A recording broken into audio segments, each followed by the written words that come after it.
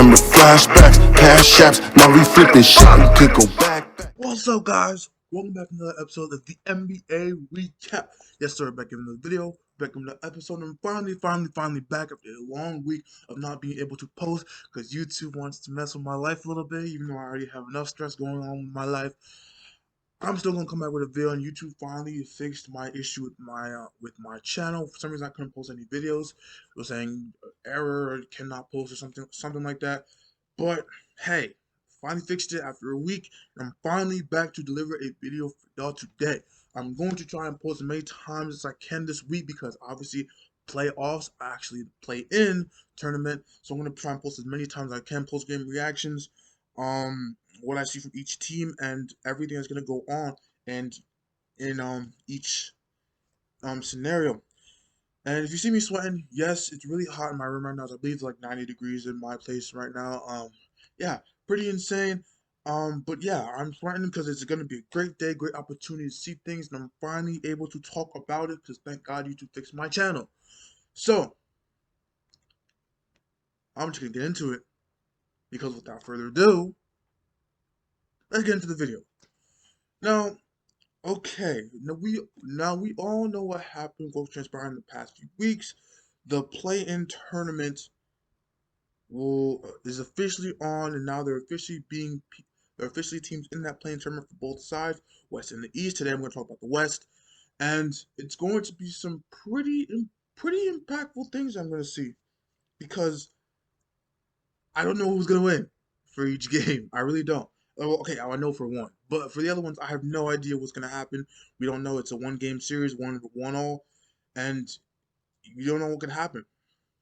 The first team I'm going to talk about is obviously the Grizzlies versus the Spurs, man. Now, the Grizzlies, man, it's unfortunately for Grizzly fans, you now dropped to the 9th seed ever since you lost to Steph Curry and the Warriors. It just sucks because you guys have had such a great season. You probably won't make the playoffs this year because either you're going through the Spurs or you're going through the Warriors or Lakers. So you probably won't be making the postseason this year, but it's okay because hey, things happen. You guys still have a great season. If Jaren Jackson Jr. did not miss time, I believe you guys would at least be six through eight at least. But hey, you just gotta push through. You gotta work hard and work through everything you can. For the Spurs, man, I'm saying about them. I don't know if they will make the playoffs either, because it's just so tough to see. It's just so tough to like imagine them making the playoffs over the Warriors or the Lakers. So I mean, their team is great. DeMar DeRozan's having a great season. Their surrounding pieces, Keldon Johnson, Jakob surprisingly having a good season. I think I already said Keldon Johnson, DeJounte Murray coming out. Like you guys are having a great season, but unfortunately, I do not think you guys will make the playoffs. It's sad but true. So unfortunately, that's where I am with y'all. Um, but we're gonna talk about the main event. Main event of the play-in tournament will be the Lakers versus the Warriors. I know Adam Silver is loving himself right now for making this play-in tournament. Well, not him, but his execs making that tournament because man, the money is going to be rolling in for this matchup because we see the storylines are insane. LeBron versus Curry, championship rematch of the century. Anthony Davis, can he do it? Can he do it? Can the Warriors pull off an upset? The stories going into this game are going to be insane. LeBron James calling Steph Curry the MVP in his post-game interview. Like a lot of shit is gonna go down in this play-in game. I don't know who's going to win. Actually, I do. It's going to be the Lakers. But I'm going to talk about each team briefly because they have shown me something over the past, season and over the past couple weeks that they are a team to beat. Now, I'm going to talk about the Warriors first. Now, Steph Curry, we all know what Steph Curry, who he is, man. He's scoring title champion now. Averaged 32 points per game. Ridiculous. Literally carried this team to the playoffs. The playoffs were originally how they were. They would be in the playoffs, man. So it's really insane how they came out and how they were able to adjust, especially these past few weeks. Jordan Poole is being a nice complimentary piece. Everyone was sleeping on Jordan Poole. Once Connor Anderson being a good guy, obviously got extended for 2 years. Draymond Green being Draymond Green, and Andrew Wiggins, one of the surprises of the season, having a pretty great season defensively and offensively, hitting the shots, hitting the big shots, and being a really good third option or really good second option as far as scoring for this team. It's really nice to see how they are finally connecting under the Steve Kerr system. We still don't know when Kelly Oubre will be coming back. They don't think he'll be ready for the playing game, but as far as after that, we don't know. But yeah, they've been working great under the system, and they've been doing great. It's been a little bit of surprise, you know what I'm saying? Me personally, I knew Steph Curry was probably going to carry this team because he's Steph Curry, but at the same time, in my opinion, he had nothing else to prove, and now he's getting MVP talks once again. So hey, things happen. You just gotta change it. You just gotta move with it. The way they've been really the Draymond and Steph connection is really ridiculous when you look at it, man. Like it's really crazy. Like their connection is just pass, screen, three. Like it's like that's literally like 90% of their plays. It's really ridiculous to see, especially Steph Curry. He'd be double, triple, quadruple team, and they'll still get a shot off. So it's really tough to guard. And I'm very the Lakers got their match cut out for them. You know what I'm saying, with everything that's going on with them, but at the same time, it's going to be tough. Like I do not think it's going to be an easy matchup. Actually, I kind of do think it's going to be an easy matchup. I don't know. I'll explain later. But at the same time, the Warriors are a tough team and probably be the 8th seed and probably could upset the Jazz. But we'll get into that in another video. I want to talk about the Lakers and how they have been throughout the season and through the last couple of weeks.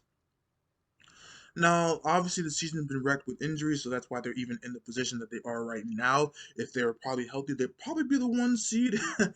But it's just so funny to see how teams were like folding their games. We saw the Clippers fold their games. The the, the Nuggets folded their games against the Blazers. They didn't even play in the second half. They were just like, "Nah, done. We're done." So it's really funny to it's really funny to see how they are holding the games. Nobody wants to play the Lakers in the first round. So Phoenix Suns, I feel really bad for y'all. Y'all had a great season, but you're probably gonna get Lakers a 5 at the end of the day. But I want to talk about the Lakers in the past couple weeks. Um, they have been slowly but surely turning into the playoff team that we have been waiting to see. Anthony Davis still being green great. Obviously, he started off when he came back from injury pretty slow, but has been gradually picking things back up, being the Anthony Davis that we know. And it's been very interesting to see them adjust without LeBron James. But LeBron James obviously came back for 2 games, did not look like himself in my opinion. And from what I saw from him, he did not look like himself at all. So I think that with LeBron James being back in the lineup these last couple of games, they've been playing pretty great. Obviously against beat up teams, obviously against teams that are not playing their players and that are pretty beat up. But at the same time, they have been adjusting to what I've been seeing.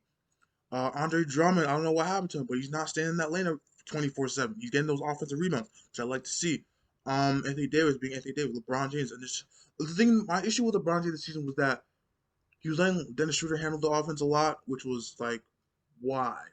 Like he's the primary ball handler. He should be the one handling the offense the most. But he was giving off to Dennis Schroeder, giving off to Kyle Kuzma. I was like, LeBron, no, okay. You have to be the one. What is that? You have to be the one to handle the offense because you are the guy that needs to carry this team to the promised land. I understand that's a hefty task, but if anyone could do it, it could be LeBron James. The rotations have been great. I mean, they've been hitting their shots. The centers are in and out. Montrezl Harrell, Marc Gasol. They've been in and out of the lineup, probably to rest both of them at the same time. But their defense has still been great. I think they still are the #1 defense. So it's gonna be tough for Steph Curry. You know what I'm saying? Apparently this season he hasn't really had a great game against the Warriors this year. But hey, man, it's about that defense. Dennis Schroeder's going to havoc Steph Curry because he's going to pick him up 94 feet, which is what Dennis Schroeder does as a defender. He's a pretty decent. I think Dennis Schroeder's a very underrated defender in my opinion because he's been able to take on the star guards from each team. So it's very interesting to see how they will adjust to this new area and this new space. Obviously, it's going to be a big matchup, big freaking matchup to watch, and it's going to be something to see. You know what I'm saying? Lakers still doing their things. Obviously they're not completely healthy. Even LeBron hurt his ankle turned his ankle against the Pelicans, but he's trying to get that 25 points. You know what I'm saying? So yeah, he's still doing his thing. Me personally, I think the Lakers will pull this out because I don't see the Warriors beating the Lakers in a one-game series where LeBron James and Anthony Davis are on the same fucking team. So at the same time, I think they'll be able to make their stride and make their way the um to the playoffs. So once again, Phoenix Suns, I feel bad for you. Denver Nuggets, you played smart, motherfucker. You knew you were gonna be that third seed either way, but you still lost that game, so you don't have to play. You don't have to play them. Smart. Um, Same thing with the Portland Trail. Same thing with the Clippers, man. You didn't want to play them. I see you, bro. I see you, but it's all good. They will still be the 7th seed. So hey, it's all right. You know what I'm saying? It'd be so. I just want the Phoenix Suns to be successful, and it doesn't seem like they will be successful with their matchup they're going against. They're going against the Lakers. So yeah, it really stinks. But hey, that's the NBA for you, man. I know Adam Silver is eating up all that money that you're getting, bro. But yeah, that was that for this video, man. Make sure you like, comment, share, and subscribe. Make sure you turn on post notifications. Make sure you know what I'm going to post. I will be doing an East Playing tournament. I will be doing the East Playing tournament in the next video. And yeah, as always, we out. Peace. That you my brother to a bitch. I said, yeah, 21, we taking off. Gear shit. Remember, flash.